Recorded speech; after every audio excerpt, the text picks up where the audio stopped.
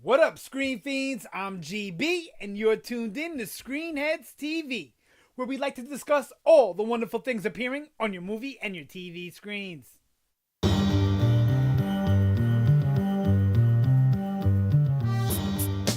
In this episode, I'm going to give my review of The Leftovers Season 3, Episode 7, titled The Most Powerful Man in the World and His Identical Twin Brother. Oh man, this was a good one. We only have one episode left. This was the second to last episode. One episode, and then the series is done. I'm really upset that this season got cut. That this series got cut so that this is the last season. Because I feel like if we would have got one or two more seasons, like a 4 or 5 season total, they would have been able to answer more questions and give us a better arc for the characters, because now it's starting to feel a little rushed, and I understand why. So I'm not really beating up on them. You know, the show is fantastic in most aspects, but I think the fact that they got basically canceled, but then were given the chance for this one last season, the whole season didn't move along quick, but now these last 3 episodes are moving along way too quick. I feel like either the whole season should have been paced like the whole series, should have been paced this way, or at least this season should have been paced the whole way this fast like this. And it really wasn't, in my opinion. Definitely faster than seasons 1 and 2, but I don't know if it's moving along fast enough to really give us a satisfying ending. Fingers crossed, right? All right, let's get into this one. Sorry. Episode 7. So the synopsis, very simple, reads, on a mission of mercy, Kevin assumes an alternate identity. So we've seen Kevin go through this already in season 2, where he died, and while he was in the afterlife, or whatever place that is, he was like an international assassin. And it was really an awesome sequence, a great episode. It's one of my favorite episodes from the season. It was a late episode last season, so it was probably like episode 8 or 9 or something like that. Same thing like here, right? It was towards the end of the season. All right, so this time, not only do we have Kevin as an international assassin in the afterlife or wherever he goes, but we also have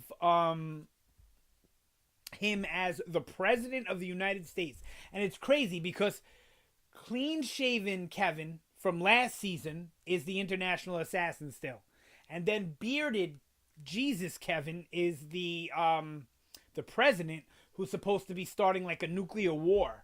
I really loved it. Now here's what I take from the episode is Kevin is basically, what he wants to do in the afterlife is help Nora. And that's why I think he keeps having flashes of Nora, because that's what's important to him.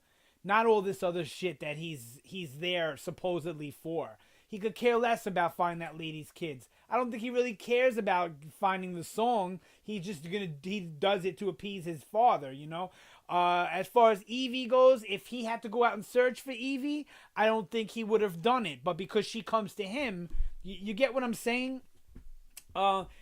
I feel like in Kevin's mind, it's all about Nora, and I think he really wanted to look for her kids, but then he ends up helping his father instead of Nora, and I don't know what that's gonna, accomplish or do or whatever. Sorry about that. Sorry. So yeah, so we get like this whole sequence where it's basically like international Kevin and President Kevin switching back and forth. Like regular Kevin, I know it's confusing, is like jumping from each Kevin, if that makes any sense at all. It's a really trippy episode, and there's not a lot to say about it because it's so trippy and none of it happens in the real world. All we can really talk about is what the implications of the ending of it, right? So we get Patty back, which was great. What's her name? Ann Dowd. She's always great, so it's good to get her back. And we got Liv Tyler back, who we haven't seen in a while. She was good in this episode too. And then we got Evie back, and I like her. She's just a good actress, pretty girl and everything. All right, so So how I take the episode to end is, that they basically started a nuclear war. And that scene where Patty and Kevin are out on the roof with that music, watching the missiles come towards them, that was some of the most visually pleasing stuff I've seen in a long time. That was really, really well shot and just all around well done on, the whole episode, but that scene, especially. Yeah, so I think by destroying that like alternate universe, Kevin now, if he dies, he's gonna die. That's how I take it. I think like somehow Kevin killed all the people that were in there. I don't know. It's so weird. Kevin destroyed heaven. Is that Kevin destroyed heaven? I don't know. It was a very, very strange episode, and I think I'll have more to say about it in the context of talking about the whole season. Because once I go back and rewatch them all, maybe it'll make more sense to me. But I mean, it was a good episode as far as it was exciting. It was really exciting. I was on the edge of my seat the whole episode. It was really well written and performed like always. Of course you miss some of the other characters that you love. I mean, we did get to see Kevin Sr., but we didn't get to see Nora, and you guys know how I feel about Carrie Coon. So, so we only got to see her really in flashbacks. I don't know. I really want to see how they're gonna tie this up and end it. I really think Lori's dead. I think that was it for her, and I don't know if they're gonna be able to wrap. I mean, I guess they wrapped up the Murphy story by him coming back and saying he saw Evie and told her what he wanted to tell her. So I'm really excited to see how they're gonna end it, but I'm really nervous that we're not going to be satisfied as a whole community of Leftovers fans, But this episode was good. It was probably it was really good. It was 4.5 good. It was almost a perfect episode, I think. The only reason I wouldn't give it a perfect episode, perfect score, because I don't think they really made their point clear in the episode, and that hurts it points-wise, I feel. But all in all, I liked it. 4.5 out of 5. A production standout. The way it was shot was brilliant. The whole episode was shot fantastically. The writing and directing this episode, they get it. And of course, Justin Theroux, Kevin, gets it on the performer side of the standout coin.